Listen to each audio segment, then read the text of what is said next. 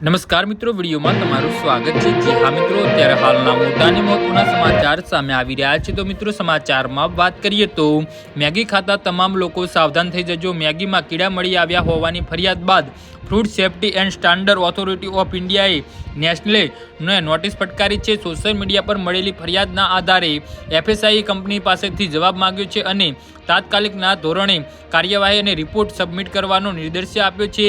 એફએસઆઈએ ફરિયાદ મળી હોય તેવી મેગી બેચને તાત્કાલિક દૂર કરવાનો આદેશ પણ આપ્યો છે।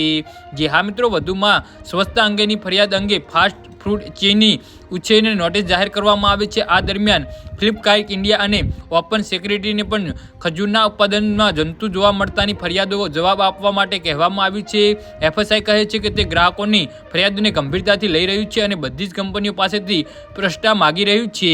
જે હા મિત્રો, તો આના વિશે તમારું શું કહેવું છે તો નીચે અમારી કમેન્ટ બોક્સમાં જરૂરથી જણાવજો અને અમારી યુટ્યુબ ચેનલને સબસ્ક્રાઈબ કરવાની ભૂલતા નહીં। ધન્યવાદ।